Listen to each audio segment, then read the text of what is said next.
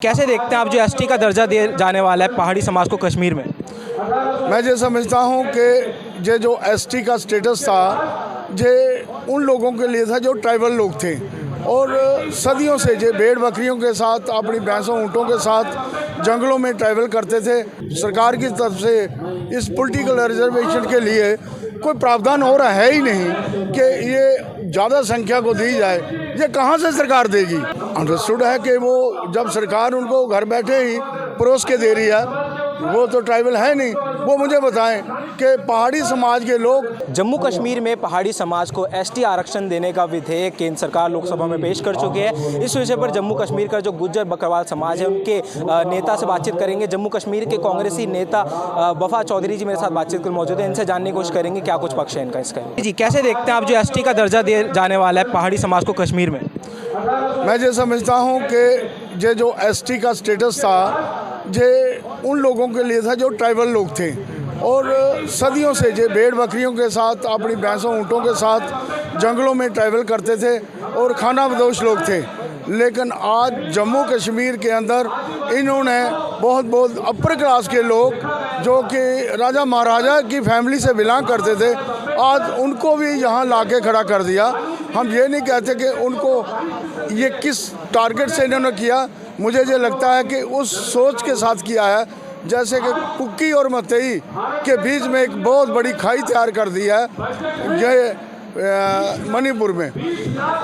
उसी तर्ज में जो है आज जम्मू कश्मीर में भी पहाड़ी गुज्जर और बकरवाल के बीच में एक बहुत बड़ी खाई तैयार कर दी। पहले इन्होंने गुज्जर और बकरवाल के बीच में खाई तैयार की, वो चली नहीं।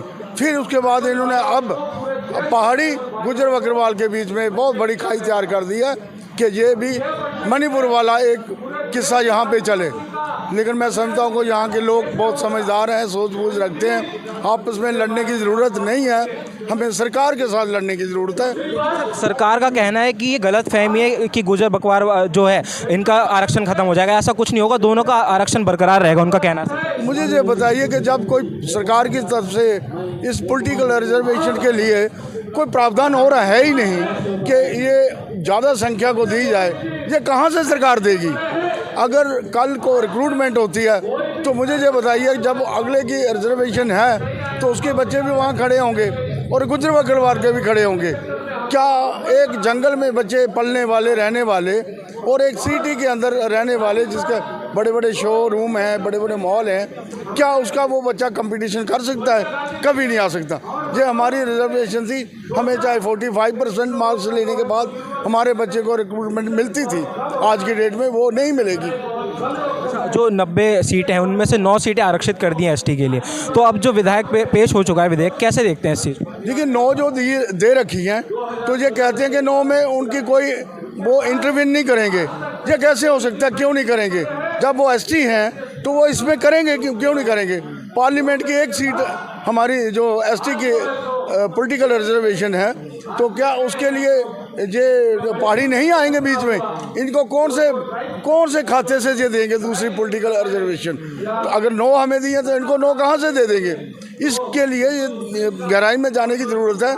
हम सबसे पहले तो सरकार से करेंगे, अगर सरकार नहीं मानी तो हम कानून के दायरे में जाएंगे। आखिरी सवाल लेना चाहूँगा, मणिपुर में हमने देखा था आरक्षण की वजह से ही 2 जातियों में हिंसा बढ़ गई थी, क्या ये जम्मू कश्मीर में भी हो सकता है ऐसा कुछ? देखिए इनकी प्लानिंग तो वही है, डिवाइड एंड रूल। ये 24 से पहले हर जगह में करना चाहते हैं, जैसे कि हरियाणा के अंदर किया है, जैसे कि मणिपुर में किया है, राजस्थान में हो गया है, तो पंजाब और जम्मू कश्मीर बचा था, उसको ये पॉलिटिकल ये रिजर्वेशन दे के पहाड़ी और गुज्जर के बीच में क्लैश कराना चाहते हैं। तो मैं सबसे ये गुजारिश करूँगा, हमें उस लाइन में जाने की, आपस में लड़ने की ज़रूरत नहीं है, हमें कानूनी लड़ाई लड़नी है। जो पहाड़ी समाज है उनको आरक्षण मिल रहा है, तो क्या लगता है वो सरकार की तरफ जाएंगे या फिर नहीं? अंडरस्टूड है कि वो जब सरकार उनको घर बैठे ही परोस के दे रही है, वो तो ट्राइबल है नहीं। वो मुझे बताएं कि पहाड़ी समाज के लोग कितने ट्रैवल करते हैं जंगलों के अंदर, कितने भेड़ बकरी के साथ चलते हैं, वो है नहीं। तो इसलिए उनको जो पॉलिटिकल रिजर्वेशन जहाँ दूसरी दी जा रही है वो घर बैठने की और शोरूम की दी जा रही है। कहीं ना कहीं हिंसा को न्योता दे रहा है। बिल्कुल ये हिंसा को न्योता है, जैसे कि हरियाणा के अंदर हो गया है, कुकी समाज के और मतई के बीच में हो गया है, हरियाणा में हो गया है, ये इस तरीके से ये आग जो है पूरे कोने कोने में लगानी है, ताकि ये 2024 का जो गुजरात मॉडल है उस एजेंडे पे ये फिट बैठे। शुक्रिया अपना समय देने के लिए। तो जैसा कि आपने देखा और सुना, हमने बातचीत करी कांग्रेस के जम्मू कश्मीर से नेता हैं वफा चौधरी साहब, इनसे हमने बातचीत करी जो जम्मू कश्मीर में सरकार के पहाड़ी इलाकों में जो लोग रहते हैं उनके लिए एसटी का आरक्षण लाने की बात जो चल रही है, विधेयक पास हो चुका है। अब इस पर क्या कोई हिंसा हो सकती है? मणिपुर में जिस तरह आपने हिंसा देखी आरक्षण के मुद्दे को लेकर, क्या वो जम्मू कश्मीर में दोहरा सकती है? इस पर हमने ज़्यादा चर्चा करी वफा चौधरी जी से। हालांकि आपको क्या कुछ कहना है इस मुद्दे पर, अपनी राय जो हमारे साथ साझा करें। फिलहाल के लिए इतना ही। दिल्ली से JK 24/7 न्यूज़ के लिए विशाल सिंह की रिपोर्ट।